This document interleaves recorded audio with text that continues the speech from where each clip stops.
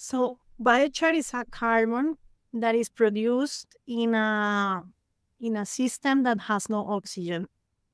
Okay. So it's very different from like when you burn wood, because this absence of oxygen causes inside so much pressure, Mm-hmm. and the systems, they auto generate. That means you turn it on Mm-hmm. and then you close it, and um, especially woody biomass, they have a thing called lignin, and these compound, they produce a methane, kind of like Mm-hmm. a gas kind of thing, Mm-hmm. and this gas keeps the burn on until it finish the lignin. This episode is proudly brought to you by Mapper Forward's workshop. It's time to become a coffee consultant. Learn how to diversify your revenue streams and create freedom from your day job while saying goodbye to that alarm clock forever by becoming a consultant within the coffee industry or directly to consumers who have shifted towards home brewing and home roasting. Protect your income from challenging times in the coffee value chain by taking this course today. Go to mapperforward.coffee/workshops or click the link in the show notes for details. Welcome to the Daily Coffee Pro by Mapper Forward, friends. I'm your host, Lee Safar, and this is episode 3 of a 5-part series where we're talking to Angela from Bodega de la Finca. And we are talking about this rather fantastical thing that Angela came across while working in palm oil, this rather revolutionary thing called biochar. Angela is based in Colombia, was working with palm oil, and happened to have a coffee farm that nobody could find the solution to how this was going to work. So, in the last episode, we were talking about how you kind of discovered biochar. Now we want to Yes. talk about what biochar is. So biochar is a carbon that is produced in a system that has no oxygen. Okay. So it's very different from like when you burn wood, because this absence of oxygen causes inside so much pressure, Mm-hmm. and the systems, they auto generate. That means you turn it on Mm-hmm. and then you close it, and um, especially woody biomass, they have a thing called lignin, and these compound, they produce a methane, kind of like Mm-hmm. a gas kind of thing, Mm-hmm. and this gas keeps the burn on until it finish the lignin. So Okay. it has like a gas. The biomasses, they have gases. They have chemical compound. Mm-hmm. That's why it's a way to get renewable energy. For example, for big producers of biomass, big agricultural process, they can even have electricity, and they can have this gas going Right. to their boilers, and these are systems that are really uh, getting in place right now Mm. to accelerate doing biochar, because Mm-hmm. biochar then is recalcitrant kind of carbon that then you can sequester carbon out of the atmosphere. Wow. So it for me, biochar is like a sacred grail kind of material that can completely change your soil. It changes your soil in so many ways. Physically, it changes it because soil becomes compact. So when, for example, you have a drought, you have a heat wave, Mm-hmm. uh, this carbon that lives in the top of your The soils, topsoil? especially in soils when you don't have anything in top, Mm-hmm. they are soils which are the soils many people recommend. Mm-hmm. They say take out that grass because that grass is bad. So Right, because it you sucks up all take the the cover nutrients. crop, and then the soil, because it takes the hot wave touches the soil, and Mm-hmm. as I told you, in my farm, for example, we have 55-degree of this temperature in soil. Mm-hmm. So soil becomes really hard. So everywhere, like where I talk to producers, they are experiencing this hardness of soil. So then the companies, they build these machines to break the soil, which oxidates more the soil. So what you Oh. need is to cover the soil.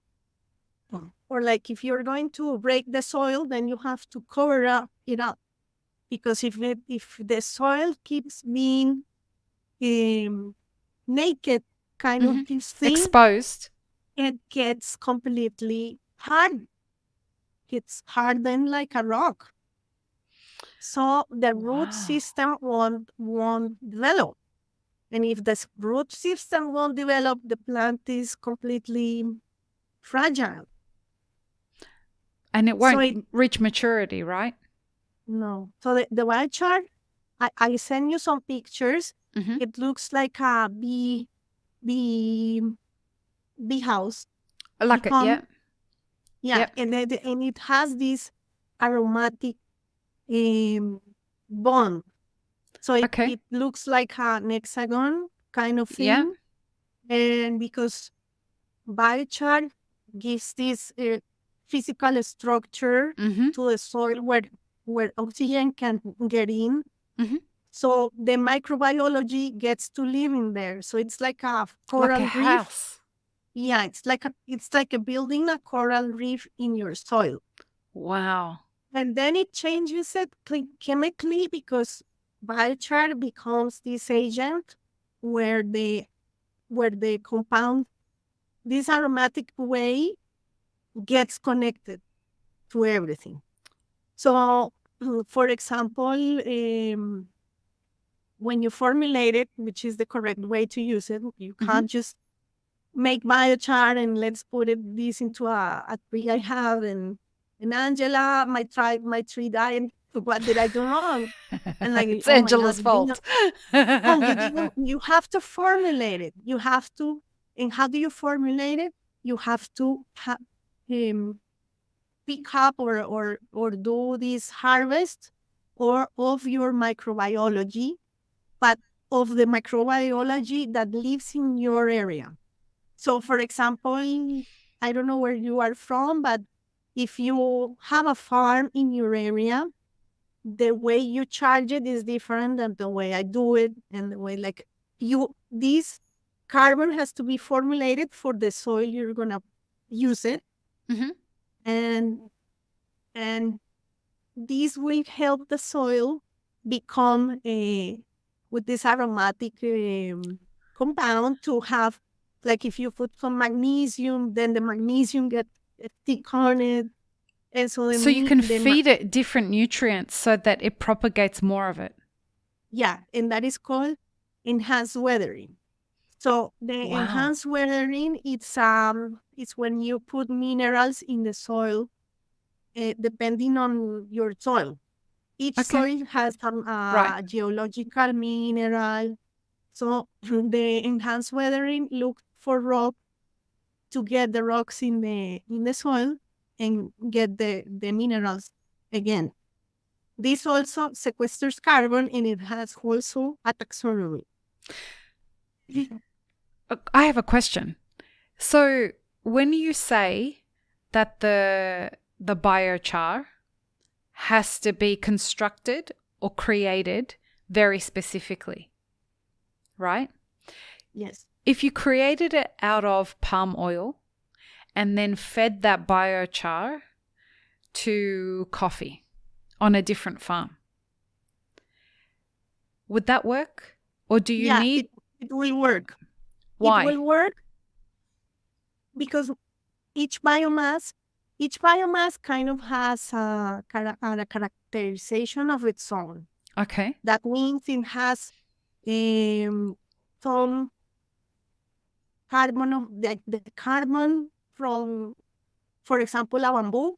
It's a different carbon that, for example, a timberland Right. tree you get, or an oak tree, or the coffee tree. Mm-hmm. So the carbon is different. So carbon, the biochars, they have so many uses. So it Okay. depends on the carbon it has. It has a market. So, for example, very high quality carbon chars are better used in filtration. Have you heard like Yeah, you filter a water with carbon carbon. Yeah, with burnt wood. activated Yeah, activated carbon? carbon. Yeah, Activated an charcoal. activated carbon, it's a carbon that is made at very high temperature. Okay. Like in my farm, I do carbons at 400, 500 degrees, but activated carbons are like 900 degrees. They really have Wow. this structure of the hexagon structure really, really well formed because of the temperature. So a biochar is valuable in the percentage of carbon it has. But for example, a biochar that is very common to find is rice biochar. And this rice can have like 30% of carbon, which somebody can think this is low, but it's not. Like if you use it in the soil, this 30% carbon makes a difference than not having any carbon at all. Wow. And we're going to talk in the last episode of this series about the impacts, like the global implications of biochar on climate and on your coffee plantations and a lot of stuff. Like it blew my mind when Angela was telling me about this yesterday. Like the implications are massive. Bringing it back to this episode, when you have it in a barrel, you've burnt all the, let's say, let's say we're creating the biochar out of coffee. Yeah. Okay. So that's what I do. Like biochar has like two big ways of making it. One Okay. is the industrial way, which is you buy a machine that pyrolyzes your residues and gives Mm-hmm. value to them. Some industrial processes, they produce so much waste, like so much biomass they have, they can't compose it. If they want to compose it, they will have these huge areas to compost in, and Right. like it's it So composting the isn't the answer. yeah, you always would gonna need a compost, Yeah. but in large amounts of biomass, composting is not the answer. Mm-hmm. So the answer is getting this faster. Compost takes like 12 weeks. Biochar, you do it in a batch, or if you are in a continuous system in a day, you get the biochar. So sometimes Wow. that would take 12 weeks, you do it in a day. So, but there is another way of making biochar for small farmers. So Mm-hmm. this is why I love biochar so much, because it's scalable at any way. So for example, in a coffee farm, you can cook with a stove that makes biochar. So women, for example, in rural areas that are really, I don't like to say poor, but their work is not, they don't get a value for their work. They Right. cook, they do this hard work, they go and they find the Wood. wood to get the cooking, Mm-hmm. and then they get the water. I mean, women in rural areas live lives we just can't imagine how difficult it Yeah. is. So there are stoves you can cook, and by cooking, then you have the biochar. And even there are Wow. stoves that have a taxonomy. That means whether you are cooking, you can measure that.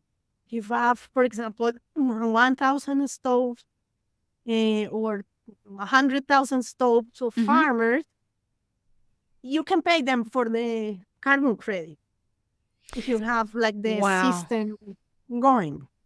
And then there are for the farms, not cooking, but the farm, you can do it in corn tiki, which is like a cone kind of thing, Okay. and get the ring of fire in the top. Yeah. So because you say, but I don't see there a pyrolysis going because the system is open, Okay. but because there there you have the open and you put the layers. So each layer does a ring of fire. So the fire is the one that is preventing the oxygen going down. So you're having Ah, these layers of char of the carbon. right. And for example, mine is closed. So for those who are just listening, what Angela was just demonstrating there was she was emulating like a barrel. And if you have some the biochar that's at the bottom, and then you add more on top of it, the next amount that's on top of it, if I'm understanding it correctly, Angela, it creates this like ring of fire that keeps the fire trapped in the layers below it. Is that correct? Yeah, yeah. And there is even a machine called the ring of fire, which Okay. is only a ring and you place there. Like in the US, the USDA Forest Service gives these rings or fires. They Mm-hmm. give them away because it prevents wildfire. It gets all these com- uh, combustible, Combustible.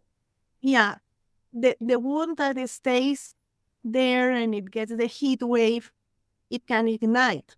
Right. So by giving this to the farmers, Yeah. they can go to the forest Mm-hmm. and pick up what is left. They don't cut trees; they just pick up, Ah, and sometimes they thin the small trees to get like density that is appropriate to get good biochar. good yeah, no, good trees to sell, because Oh, trees okay. to sell they need a diameter. Yep. So if the forest gets too dense, you don't get the diameter. So Mm-hmm. it's a way to thinning up the forest. It has so many uses. So for example, in coffee, we can pyrolyze the prunings. Each Hold 5 years you have to prune. that thought. That's what we're going to talk about in the next episode. We're going to talk about the implications of biochar for the coffee industry and how biochar solves problems for the coffee industry. We're going to explore all of that in the next episode. So join us in the next episode, folks. Peace, love, and peanut butter. Have an amazing rest of your day. I really hope you enjoyed this episode, friends. Please don't forget to show us some love by subscribing, liking, commenting, and most of all, sharing this podcast with your friends. Check the show notes for links, including our sponsors and our Patreon. And stay tuned for more great conversations on the Daily Coffee Pro by Map It Forward.